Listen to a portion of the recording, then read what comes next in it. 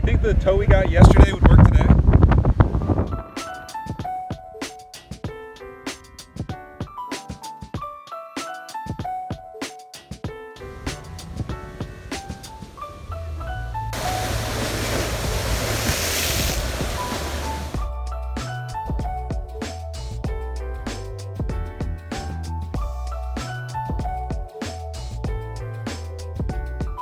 In the last episode, we found ourselves just a few miles away from our intended marina, but without the use of our engine.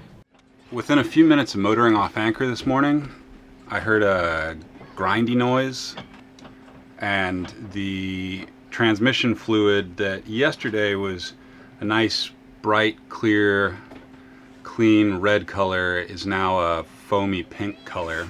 I would guess that there's somehow seawater intrusion. If it is just like the hydraulic cooler, which I do have a replacement for on the boat, you know, I'd hate to damage the gearbox trying to get into port. Fancy seeing you here. I know. After a dinghy tow in and an embarrassing grounding, we are now safely in the marina at Bimini. We'd been to Bimini once before in our first season. Yesterday we pulled into Brown's Marina. We have the place almost all to ourselves. If you come to the Bahamas at the end of June, apparently there aren't many sailboats. And even though we only spent a night there, it made quite an impression. Date night in Bimini. Excited? About date night? Date night? Well, we ran out of beer on the boat a week ago, so yeah, I'm pretty excited about going out. Bimini is known as the gateway to the Bahamas. It's only 55 miles away from Miami, which makes it a very quick trip, especially if you're in a motorboat. It touches the Gulf Stream, which makes it one of the world's best fishing grounds. Do you remember what the name of that fish was, Maddie? Yeah. What was it? Mahi. And because of that, it was favored by Ernest Hemingway, who pioneered some sport fishing techniques while spending at least 2 years living on the island. Not knowing what our boat project had in store for us, we thought we might have to be in Bimini for a while. So first order of business was to explore the island and have some fun in the water.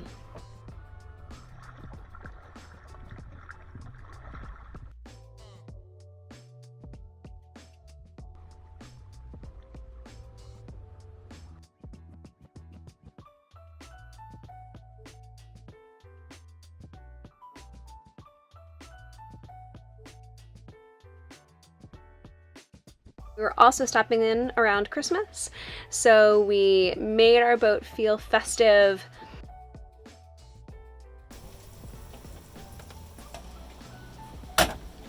Gathered some sticks for a campfire with friends, and made the most of, luckily, what only ended up being a week on the island.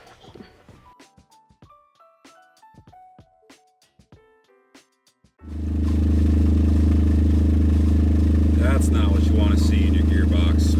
So I've been working on changing out the transmission fluid.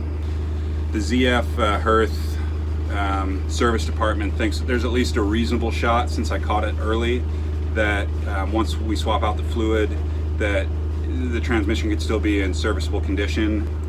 What I'm doing is I'm completely draining it once. I'm going to replace the oil cooler, and then I'll fill it up with a fresh transmission fluid and let it idle, try to get up all the old seawater and particulate matter without engaging it in gear.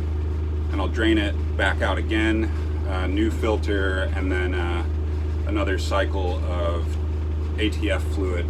And at that point I'll test out whether I can put her into gear without any weird noises or anything. But in draining the first round of fluid, it was full to the brim with seawater, totally full with seawater, and it took 8 tonic bottles of seawater before I got down to about 1 tonic bottle of forbidden strawberry milkshake here. That is highly contaminated transmission fluid. it was entirely full of old impellers that predate our ownership. I believe this is just probably 25 years of old impeller blades that were stuck at the face of this heat exchanger. So yeah, that's interesting. And now I'm going to put on the new oil cooler. It's a brand new one. I painted it last night. The paint job isn't great, but should do the trick. The only goal is just to protect it. So I'm going to put that on now. So after letting the engine run for 5 minutes or so with the first round of new fluid, I sucked all of this out, and so it's still kind of hard to tell through the milk jug, but it's still looking like a pink milkshake. It's not nice and clear, so that obviously indicates that it's a good thing to at least flush it once, possibly even twice, because once you suck out the initial bad stuff, there's still a fair bit that remains in the nooks and crannies of the transmission that gets picked up by the next round of ATF fluid. So that's first fresh round. Gonna put another one in. We'll see if we have to do this 3 times. All right, so let's take a look at the fluid after round 2 of new fluid and letting it idle in neutral. Oh yeah, that's looking pretty clear. Kind of hard to see, but it's not pink and frothy. That looks actually quite clean. I am going to try putting the engine in gear, and we'll see if we hear the horrible grinding noise, which is really our moment of truth. If we hear the grinding noise, that probably means we're going to be in Bimini for a while we try to source a new transmission.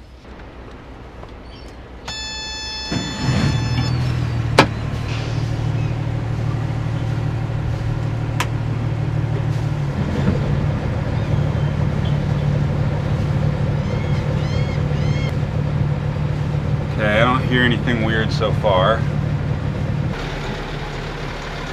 Nothing obvious so far. Sounds okay.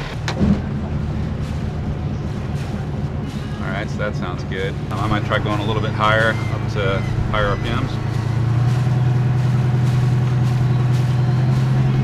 So we'll try it in forward now.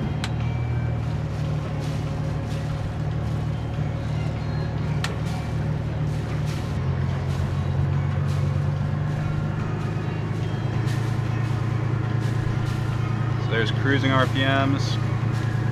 Sounds good. Luckily, the easy fix was all that was needed. About 12 pints of transmission fluid later and a replacement cooler, and we were good to go. All right, we are on the move again and about to have some sundowners. We left around noon from Bimini today and are headed to Allen Key and Highborn Key. We should get there tomorrow early afternoon, and there's no wind. It's calm and beautiful. We got a buddy boat, SV Asgard, who we met in Marathon, who helped us out with our horrible day in Bimini. They're headed the same way, so they're right behind us. Let's go check out and see how they're doing.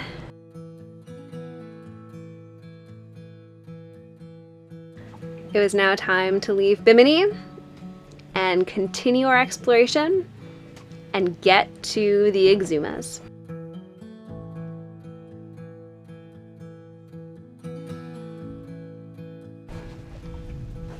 How was your night? That was great. It's about the calmest open water crossing I think we've ever had. I mean, it was like this all night, and I don't know, it's like 6 inches of swell or something. I think I saw the apparent wind hit maybe 6 knots. Yeah, it was light. The more important thing is just there was no sea state to speak of, which makes for very, very comfortable times. Who's that? Maddie. That's Maddie.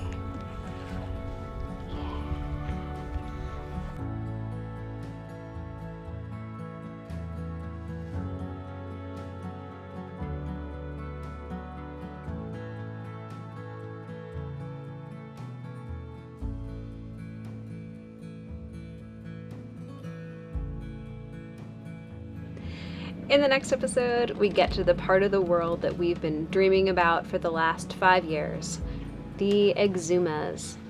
People we know who have sailed around the globe say that this is the best, most beautiful water that they have ever been to, and we aim to see if they're right. All right, Bahama time, happy time, Bahamas man, Bahama man time. How are you feeling? I feel great. It's kind of the point.